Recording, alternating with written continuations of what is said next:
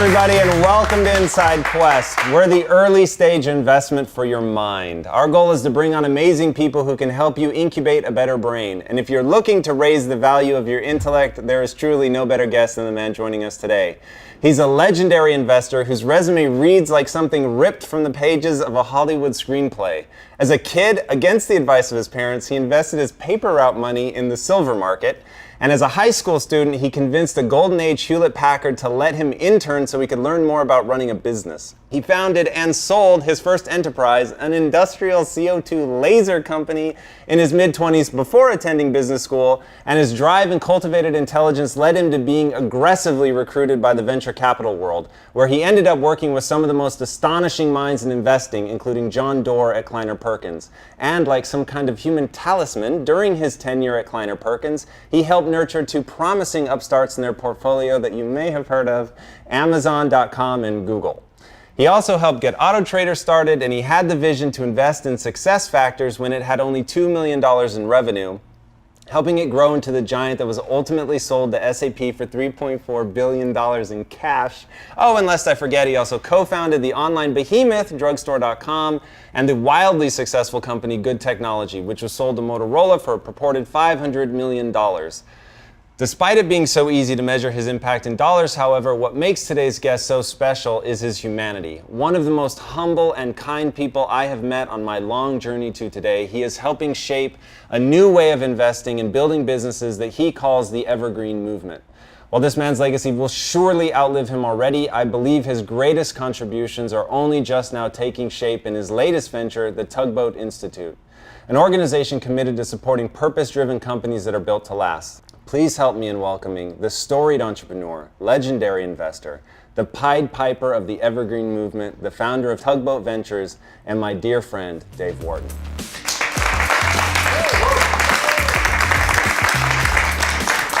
How you doing? It is so good to have you on the show. Thanks for having me. Absolutely. Thanks for the introduction. That was very kind. For sure, and very, very easy to write. For those who don't know, I've had the very good fortune of getting to know Dave over several years at this point, which has been amazing. And you, to me, really are everything that's right in the world of business. You're optimistic, you're kind, you're generous, you help other people, you love seeing other people succeed, you're wicked intelligent, you're very well read, you're on top of your game, and yet you seem really compelled to give back to other people and help them succeed. What are like three sort of key moments that have influenced your values that drive your behavior? Three key moments. I'd say one moment was at HP. You talked about when I was 16 years old, and I worked in assembly work. I was stuffing circuit boards and soldering them. And I got to sit next to people who had worked there for 20, 25 years. And the way they talked about the founders of HP, incredible. The HP way, the stories, the treatment of people. So for me, as a young man, I thought, this is how all businesses are. They all treat people this way with tremendous respect and understanding. So I'd say that would be one that's stuck with me for quite a while. The second would be the experience working with John Doerr, and just the idea that an entrepreneur can take just the rawest of ideas and turn into something that changes the world. And I think he's done it as well as, if not better than anybody, in kind of identifying those opportunities and seeing the scale of impact that could be had. And the third is what really brought me to where I am today. And that was kind of what I call my hero's journey. You and I have talked about Joseph Campbell and his kind of his classic mythology around the hero's journey. And for me, it was meeting a woman who had backed at Kleiner Perkins, and she came to me in 2005 and she said, look, I want to start another business. This time I'm going to run it for the rest of my life. And my exit strategy is to be rolled out on a gurney. And I thought, oh, that's terrific. You're going to build a lifestyle business. Right. You earned that. You've been backed by venture capital, you've worked hard, you've earned the right to do that. And she was insulted, she bristled. She goes, what makes you believe I want to build a lifestyle business? I want to build a business that impacts the lives of hundreds of thousands of women, and it's going to be a global business and have tremendous impact in the world on the customers and the employees. And I said, you're going to have to raise venture capital and private equity to do that, and a lot of money to do that, and they're not going to let you run it for the rest of your life. That's incompatible. And she said, you're just wrong. That's not the way it's going to be. I don't have to raise that kind of capital. I can build from my own profitability and cash flows. I need a little bit of money to get off the ground, and I can achieve this vision. And she's very much done that. It's a company called Stella Dot. It's a very successful business. Her name is Jessica Heron, and she's a wonderful woman. And she, for me, and that's why I make it the third, was the one that gave me the insight that I didn't even understand until years later. Right. It's her story in particular is really incredible. Full disclosure, I consider Quest to be part of the Evergreen movement, which is originally how you and I came to be.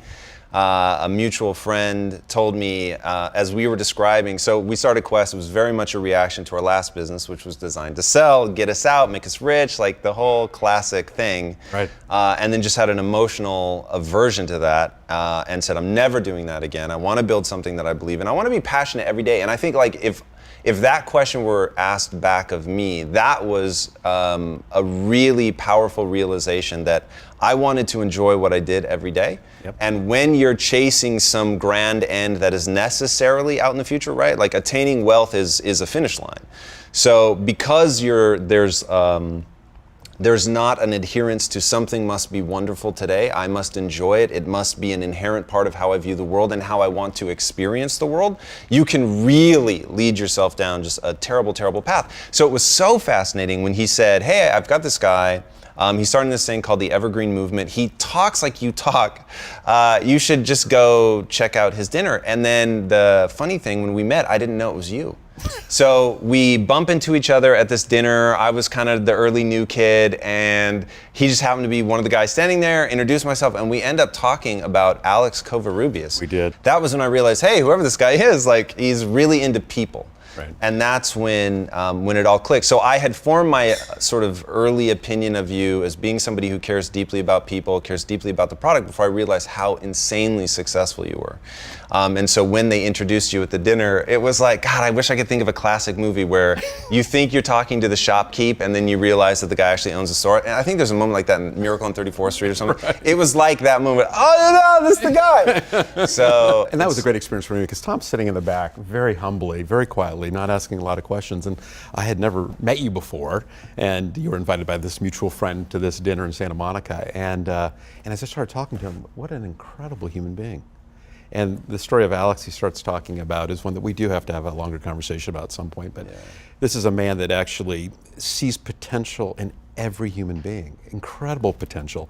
And to be able to identify and be willing to take the risk of employing people who are ex-cons and give them opportunities, true opportunities, not BS opportunities, not washing the floors, but to someday lead a factory, to be part of the management team is an incredible story. And I don't think I tell that story all the time. I say the essence of being an evergreen company is having the creative freedom to do stuff with people that is deeply held in your heart and your values. And you're a terrific expression of that. I used to think that it was a choice between being sort of the ultimate version of yourself as a good and kind person and choosing between being good at business. Like I saw them as mutually exclusive paths. And I think that that's something that stops a lot of people from becoming entrepreneurs and pursuing that path because of the sort of age-old myth about, behind every great fortune is a great crime. And right. What do you tell people that think that way? It's just the truth. It's just factually wrong. That if people live a life of deep purpose and they express that through the bringing together of human beings in a structure of a company, it's a very powerful way to bring that purpose to life. In fact, it's probably the most powerful way in the world to do it. There is no better vehicle than anything than the formation of a company that will be profitable and growing to be able to express that in a very lasting way. And so in my mind there is no incompatibility with being deeply purpose-driven and living an authentic life and expressing that set of values through your company, particularly if you own your business. And this is why the Evergreen idea is so powerful. You're not subjugating yourself to a different set of masters. And the trickiest master of all is somebody who has an exit orientation for your business. Because there's a set of things they need you to do in your business to create substantial value in a short amount of time that may not be consistent with your purpose or your values or how you want to treat people in the long term. And it's not in all cases. I mean, some people have done this very successfully. But this idea of Evergreen is that it creates an alternative by which you have the room to do that. We talked about in our publication, Evergreen Journal, earlier this week, Carrie Smith, the founder of Big Ass Fans. You look at Carrie. Carrie spent 10 years earning $1 million in revenue a year, Wow. trying to figure out his business. And what he was doing, he was selling misting systems for on top of factories, very large factories to cool down the buildings. It actually worked fairly effectively, but people didn't see value in that. It took him 10 years to figure out they weren't seeing value, but he still wanted to solve the fundamental problem. And he secondly wanted to build a terrific culture and a culture of resistance. He talks about building a 200-year company. Wow. Well, then he realized what people really wanted was just these big-ass fans. You know, the employees saw them, they visualized it, they felt the air movement. It wasn't as efficient as the misting systems on the roof, but and then that business has taken off and it's doing over $200 million in revenue. Whoa! Yeah, so it took a long time, but the one thing Kerry would not do was reduce his vision or his purpose to some outside of investors. And I think, unfortunately, if he had taken outside investment, I don't think he would have gotten through the 10 years. I think some point along he'd been tapped on the shoulder and asked to leave the business. Or they said, you know, return our capital and let's get out. For sure. And so now he's on the path of building this incredibly value-oriented, deeply cultured business. And it took time. And persistence. Wow, there's a really powerful lesson in there about being willing to pivot, to change, because one thing I have deep fear in myself, and this is probably why I talk about it so much, is because I'm not a born entrepreneur, okay? So I did not come into, I had a paper route like you. I was too afraid to collect most of my money, so I wouldn't knock on the door. So if they didn't put it in the mailbox, I would keep delivering papers for free, right? At like 4 a.m. because I was so paralyzed by going up to the door. So I'm not like that guy who just, you know, you talk to somebody like a Mark Cuban and he calls himself, I'm just a born entrepreneur, I have it in my DNA. I did not have a lemonade stand. I did not offer computer tutorials for the elderly. Like, I didn't do any of that stuff. And so for me to accomplish what I wanted, it's the same thing. When I was quite heavy set at one point. I was 230 pounds and now walk around 170. So 60 pounds heavier than I was. I had to codify nutrition just to escape a certain path. And the same thing is true for me as an entrepreneur. I've had to codify the world. So I've had to go, there are rules to being an entrepreneur. There's rules to being successful. There's rules to finding your centered, authentic self and building a business around that, right? Like my first attempts were not that. My first attempts were to deny everything about who I was as a human, to completely crush it down and live in service of money, right? And I thought it really made sense to me. And that's the terrifying part. Like I didn't think, oh, this is dumb, but I'm going to do it anyway. I was like, this is it. This is the shit. Like this is the path to success. Because that's what our society reinforces. 100%. Every magazine you read, every show you see, that's what it's talking about. It's like, how much money do you raise? At what valuation do you raise it? How much do you sell your company for? You know, as that is some kind of mark on the impact you've had on the world. Like, what's the recipe for entrepreneurial disaster? How do people trap themselves? What sort of beliefs hold them back? And what skill sets do they need to cultivate to be successful? That's a big question, Tom. Yeah, and if you give it to me, I will use it and run with it. I promise it will be worth your time. So I think the biggest risk for an entrepreneur is fear. And it manifests itself in a lot of different ways. But the story I hear quite often, and I think it's a very sad story, somebody's actually in the process of building a successful business and then panics and feels like, and they hear this from their friends, they hear it from family, which is, you know, your business is worth quite a bit now. Capture that value, sell your business, you know, because otherwise what happens if there's a tough economy or something goes wrong or competition changes and you lose the whole thing and you've deprived your family of financial security. And that's part of the thing that you and I and others are talking about creating, which is there an alternative way to give people some protection where they can take some off the table but not change the path in which they're building that business for the long haul. Other things I'd say is, you know, you hit it, the willingness to be humbled, you know, and just continue to stay humble, that you don't have all the answers. So while you're kind of leading your company and trying to do that with a level of confidence, you're still a learner, you're still receptive to ideas. Not that you're jerking the organization around left and right, but that you just continue to allow yourself to grow. And I love telling stories. I'll tell another one about a woman named Melanie Delbucco who runs a company called Trini. And she had reached a point in her life where, and in the company, that she had just topped out. She couldn't figure out why the company wasn't growing anymore. She felt that maybe she was no longer the right person for the role.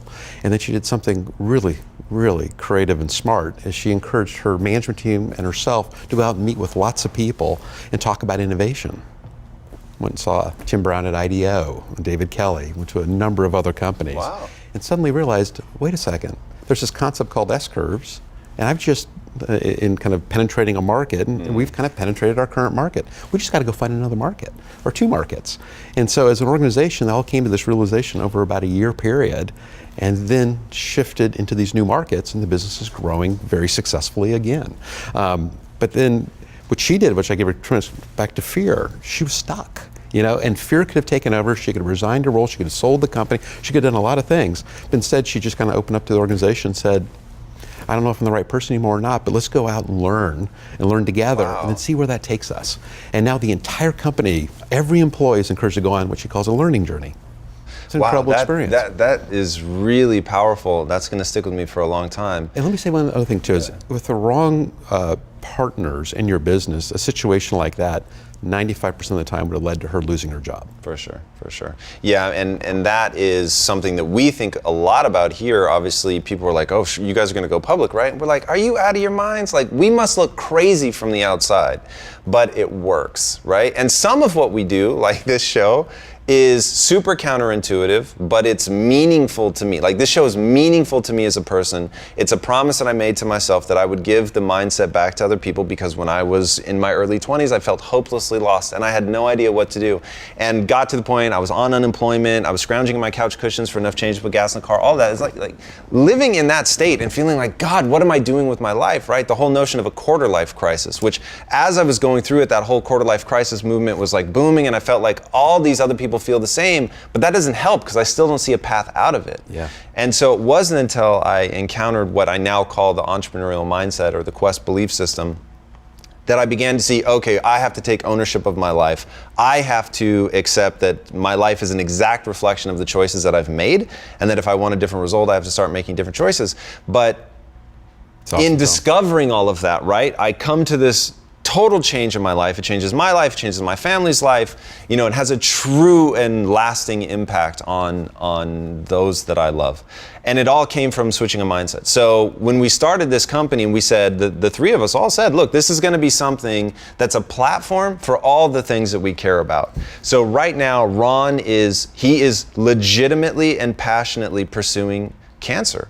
Like, he came to Mike and I and he said, look, I want to invest millions of dollars in cancer research. And we're like, what? We're not a drug company. Like, why would we do that? Right. But he was so deeply passionate about it and so believed that there was a food-based treatment protocol that could be added onto what was going on. And we said, absolutely. For me, it's the mind, right? I want to know what happens to the world when we find 1,000 new Jeff Bezos, Elon Musks, people who are really, they have something they believe in, and now they have the courage and just the emotional education to go and pursue that. Like, what does that world look like? And I want to live in that world. That's awesome. Which is why when I met you, I could feel that the Evergreen movement is the beginning of something new and incredibly powerful that takes that ticking time bomb of having a gun to your head and gives you the opportunity to take risk, and leads me to ask the question, why do you have a box of silver in your garage?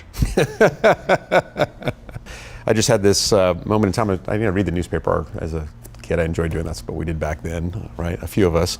And I saw that the silver market was starting to go up, and these gentlemen called the Hunt brothers down in Texas. How old are you at this point? I was 13, 12. Okay. Yeah. The Hunt brothers are trying to corner the silver market, so I thought that it'd be interesting to try to play in this. So I went down into a store and bought a bunch of silver coins and bars and turned all my cash in, took all the silver, and then I watched it keep running up. I'm like, oh my gosh, I'm brilliant. I'm absolutely brilliant. And then I started getting nervous about it, because then I'm like, well, I didn't really understand why it was going up so much. And I talked to my dad about it, and I said, look, I probably should sell my silver. And my dad, who's become a better investor since then, he wasn't very good back then, he said, oh no, you either got to be a long-term investor or you're not, and you got to commit yourself to your investments, was kind of said in essence. And so I didn't sell the silver, and I watched it go all the way back down. Ouch. So I've always held that silver to remind me that to be careful. It's interesting how we all learn so much more powerful lessons from failures. And I've heard you talk about the silver before, and I've heard you say, on top of all of that, realizing that you don't want to be transactional and everything, but it also reminds you that risk is okay, right? Right. So yes, you lost money, right? That's exactly but right. It's a powerful reminder that at the end of the day, those who end up doing the most in their lives are those who dare That's the right. most greatly. Yeah, I think that's exactly right. And I think the smartest entrepreneurs are always trying to find ways to reduce risk. They're not seeking risk. Right. They're trying to reduce risk. And also, you need patience. You need to be able to be resilient. You need to continue innovating. All these things we talk about, like evergreen companies. And that's one thing I'd say to entrepreneurs, back to your earlier question, is building a profitable company, that's a really noble thing. And to do it with a great culture and treat people well, whether you're a small company or a big company, is a really wonderful thing to do. All of that should come together. And so one of the things we like to say is, if you build an evergreen business but don't build an evergreen family, kind of shame on you. Right. Those also should be compatible, because that's a really important part of our lives. Our spouses, our children, our parents. How would you define an evergreen family? Well, unfortunately, the statistics show that a lot of very successful businesses don't make it through the second generation, and they don't make it through the third generation. I think it's maybe single digits go through 3 generations. And most of that I've learned in my research is related to family dynamics, not business dynamics. That's interesting. Yeah, and so, you can imagine this. Somebody's working really hard building their business, and they kind of put their family on hold. Right. And then they wake up one day, in their 50s or 60s, and like, wow, I've built this incredibly successful business. We're doing $1 billion in revenue. We're profitable. We own it. We're expressing a culture in our business that we're excited about. We're innovating our products. And oh, by the way, my kids will never come to the company because they hate it. Yeah. Because it represents dad or mom never being available. And so it's important not to make that set of trade-offs. I mean, include the family in the experience in a way that feels authentic to you. Well, let's talk about that, because I think that's easier said than done. And I think that a lot of the people watching the show, they may not want to own their own company, but they would love to be able to marry their career and their family life more in a way that's truly enjoyably balanced. And I won't say that balanced in terms of equality, because some people I think want more time with family, and some people want more time being ambitious. But a balance that they choose. Yeah. How do they find that? As you said, a very individual experience, but you don't find it by ignoring it. And a lot of people, unfortunately, are ignoring it. And that comes back to fear. They may have a fear of failure. They're so focused on the business, they assume the family will always be there for them. And I think people do it different ways. I've heard people say, families that are very successful, multi-generational families, I call these the long-lasting evergreens, or the longest of lasting. They often have rules like the kids cannot work in the business until they've worked somewhere else for at least 5 or 10 years. So they can have an experience outside the business to see what it's like before they come into the business. Some have rules that the family members can't be part of the business at all. They got to go create their own businesses, and they'll be encouraged to do that, or go do other activities they're excited about. But I don't have a prescriptive answer for it, except for it's got to be a very conscious part of how you think about your life, is to keep that in consideration. Let's say aliens came, they're about to load you on the mothership. They say, we're going to give you time to give one piece of advice to your kids, but only one piece. What piece of advice would you give them? Would it be about business, life in general, family? What would it be? Gosh, Tom, you always ask these tough questions. Can I give 2 pieces of advice? Sure. Really pick your spouse or partner carefully. I think that can be the greatest joy of your life, is having a great life partner. The second would be, it's kind of going back to Joseph Campbell, which I love, which is, he has this theory of people should, in a sense, be camels, when they're young in their lives. You remember this? And you take on society's burdens. You do what society tells you to do. You work hard. You do the things your teachers say you to do. You do the things that your professors tell you to do. Your boss tells you to do. But you'll have a moment in time. If you've done that really well, you'll become a very strong camel. And then the camel will then transform into a lion. And the strength of the lion will be reflected by the camel, by the behaviors you exhibited before. And so if you were a great camel, you'll become a very powerful lion. And the lion has only one task in life, and that's to kill a dragon. And that dragon has scales all over it that say, you shall, you shall, you shall, which is society's description of what it expects of you. But if you're a strong lion, you kill that dragon, and then you become one of yourself, of your whole self. So you can now do anything you want in life because you've gone through this personal transformation. I don't know if that makes sense or not, but that's what I would hope for my kids. It does to me in such a powerful way. So reading Joseph Campbell changed my life. I got a tattoo because of Joseph Campbell. Did you really? Oh, yes. So hear me. So I'm reading his book, The Power of Myth. Every page is changing me more and more fundamentally at a deep human level and explaining to me how to take control of my own life. And he gets to the part where he's talking about the biggest problem with modern society is the lack of mythology and ritual. Right. And I was like, mythology and ritual, that's interesting. And he said, when you were 13 and they took you out into the forest and they kicked your teeth in and said, you're now an adult, you knew, well, that sucked, but there's a clear demarcation between my childhood and my adulthood. And he said, part of the reason I think there's such a high divorce rate is that there's nothing real and substantial that marks you the day before you're married and the day after. And the sort of clumsy rituals of walking down an aisle in a white dress, they don't get you there. There's nothing transformative about that. And he talked about ritualistic scarification. And I thought, I'm getting married exactly once. That's awesome. And I take your advice to pick my partner very wisely. And I said, I am terrified of needles. I am terrified of tattoos. I never want to get one ever.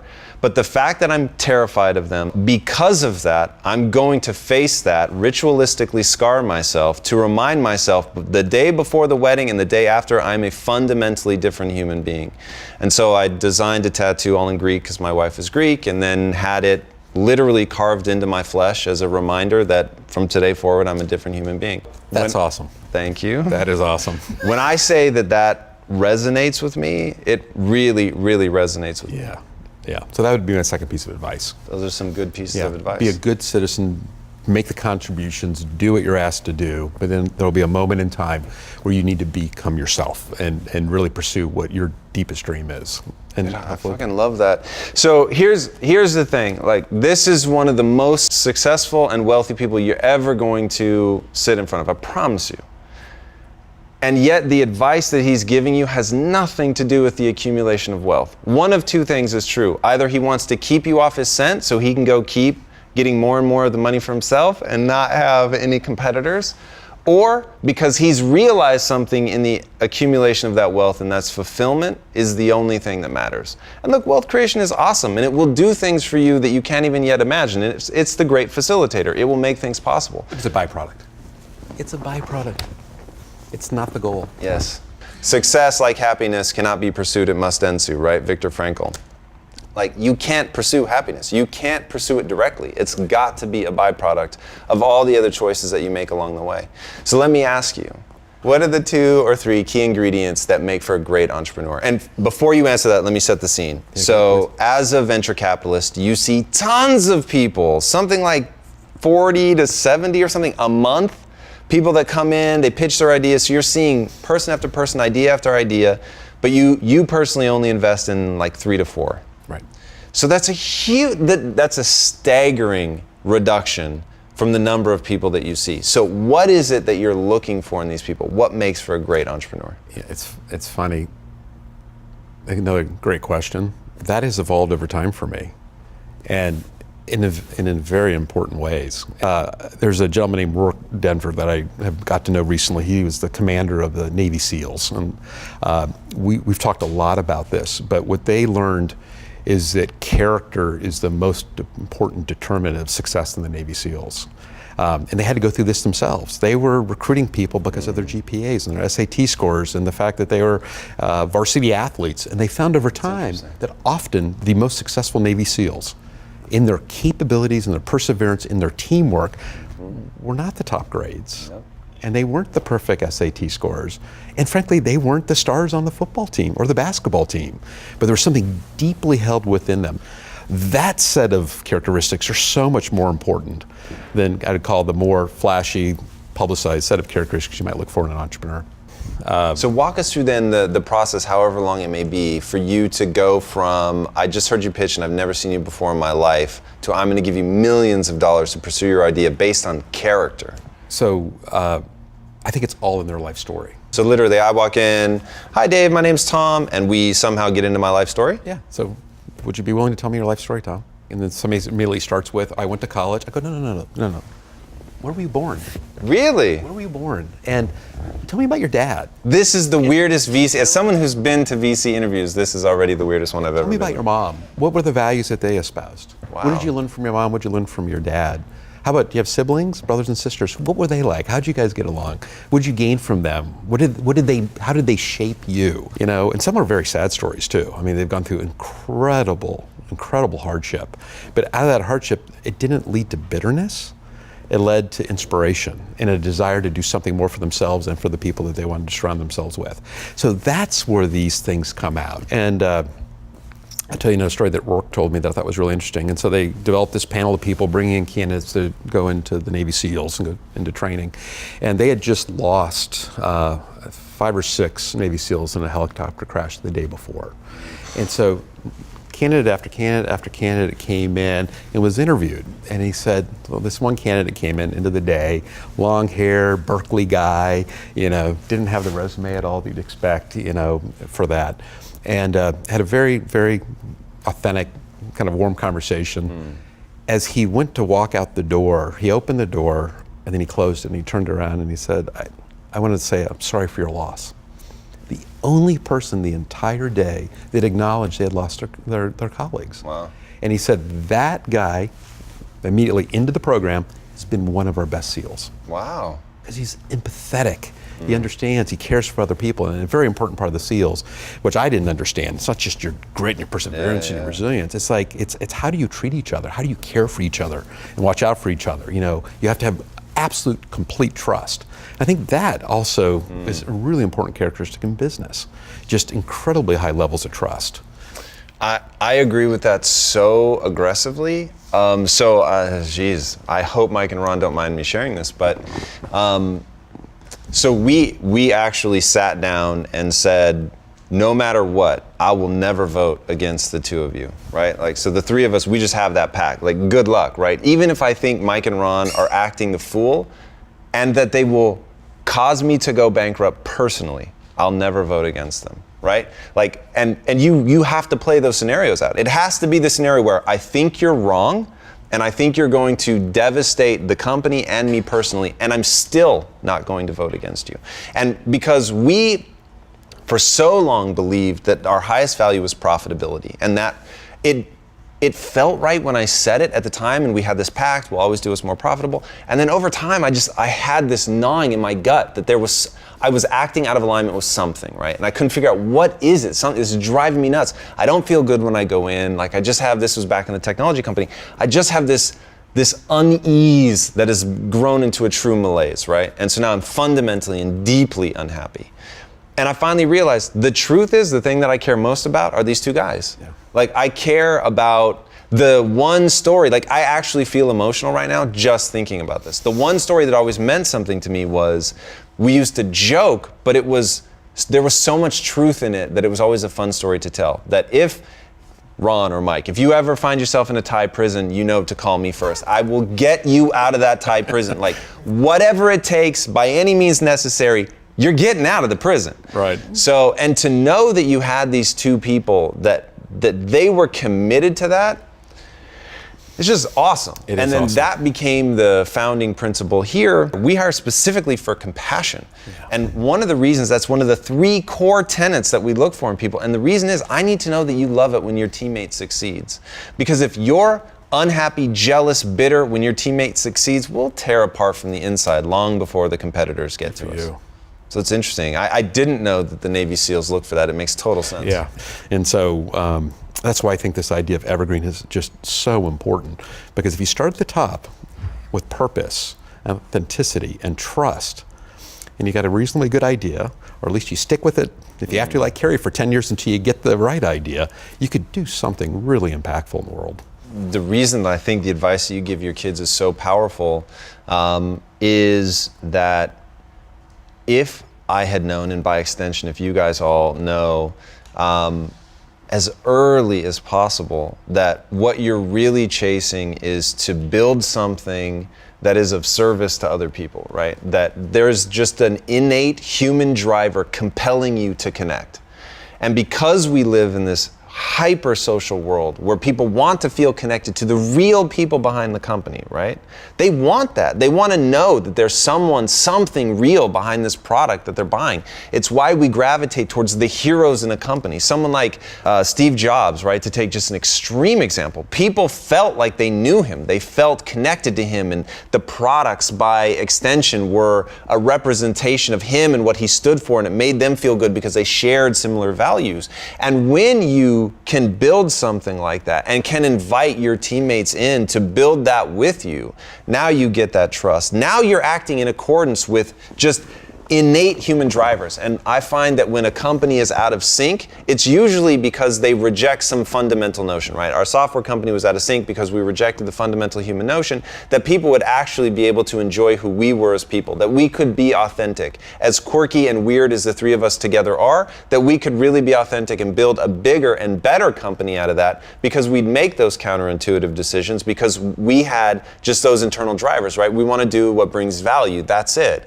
Like, why are we pursuing cancer? We're pursuing cancer because we actively believe that it's a nutritionally based challenge, right? We believe that it's a metabolic disease. And if it's a metabolic disease, it's going to be a food company that solves the problem. And the problem that we really face is a problem of compliance. And somebody has to do the hard work of doing that. Ron just happens to be incredibly passionate about digging in and reading the research and figuring this stuff out. And so, even though everyone thinks we're out of our minds, it was a very easy decision for us to say, yeah, we're going to throw millions of dollars at this thing and let's see where it goes. And the honest answer is it may go nowhere, right? It may totally fail. Oh, we were wrong. Or it may transform your entire business.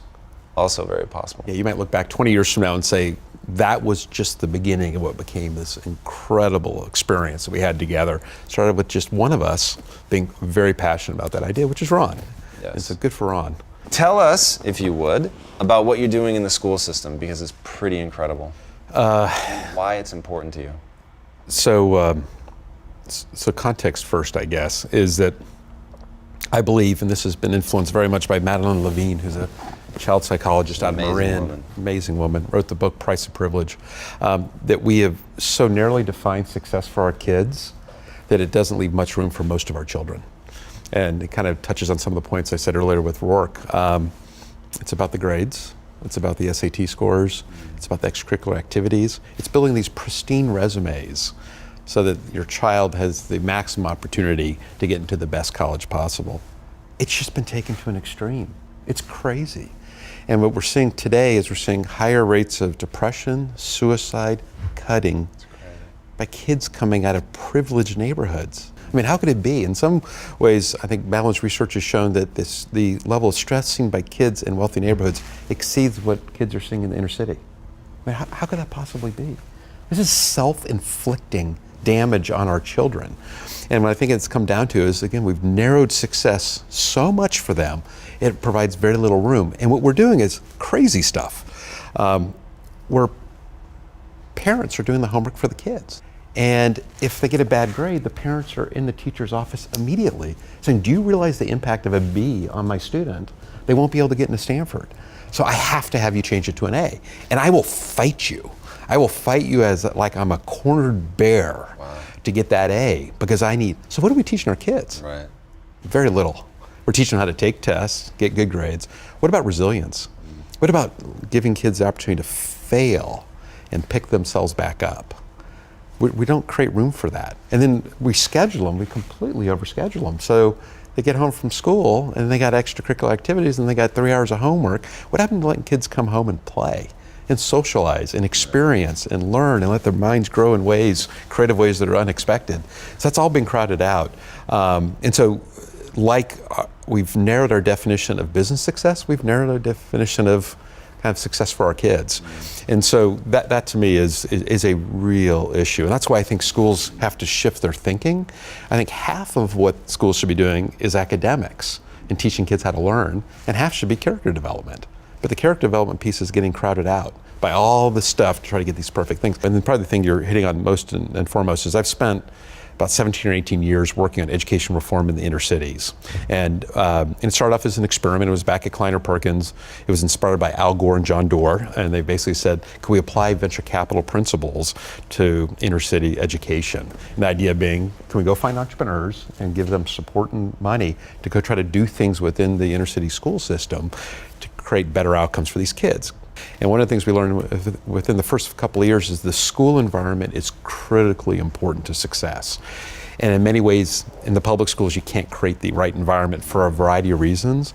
This idea of charter management organizations came up, and these are independent schools chartered by the district, but aren't subject to union work rules or other kind of regulations. And so it allows a lot more experimentation and trial.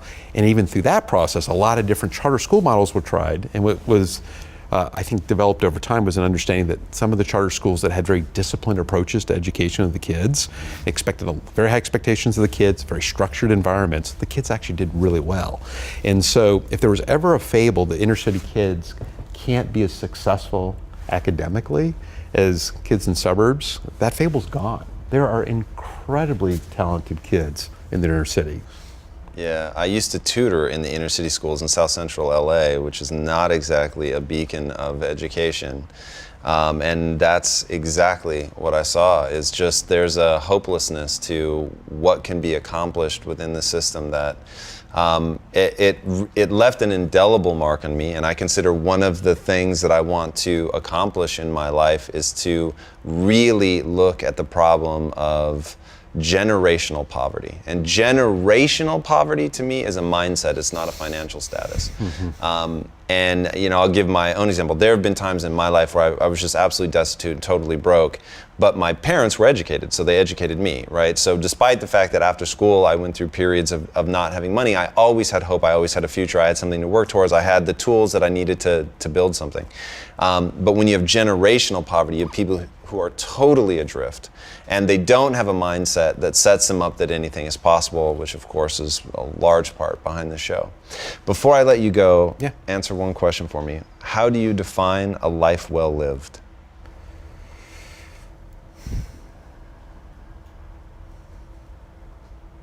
I think it's if you live a purposeful life and you're surrounded by people that you love and care about, that share your values and interests, whether it be friends or family. I think there's nothing more joyful than that. I love that. Dave, thank you so much for coming on, man. What a pleasure. Yeah, great to be here. Thank you. Guys, this man is incredible. You're going to want to learn more about him. You can find him at the Evergreen Journal. What's the web address? Well, Tugboat Institute, probably the best place to go. .com? .com, and the Evergreen Journal is a sub-tab on that. Perfect. They've got a lot of incredible articles and things in there, but what I really want you to take away from today's guest is here you have somebody who is dripping in success, and yet the thing that he knows that cuts through the heart of all of that is finding a life that's fulfilling and filled with joy. You didn't once, when I asked him what the definition of success or a life well lived, you never heard about money. And the reason you're not hearing about money is because there is something so much more profound and powerful beyond that. Beautiful relationships, finding meaning, purpose, and chasing it. And this is somebody who echoes that in his every action. I have been incredibly grateful to have been a part of the Tugboat Institute, and he has brought together some of the most incredibly kind, generous, driven, ambitious people who are trying to take over the world, but they're trying to do it from a beautiful place, and that is very much an echo of this man's personality and the type of people that I think only he can bring together. So I hope that you've enjoyed your time with him as much as I have. I know that I will get the joy of spending more time with him off camera, but this is one to rewatch and really listen to the things he says, because they are all true and they were all powerful, and they will take you to where you actually want to go in your life. And guys, if you want to come and be a part of this audience and meet incredible people like this man, reach out to us. You can find us on InsideQuest.com. You can subscribe to our socials. You can get tickets here by writing us. Sitting right there is Cindy. She's the one that takes care of all this stuff.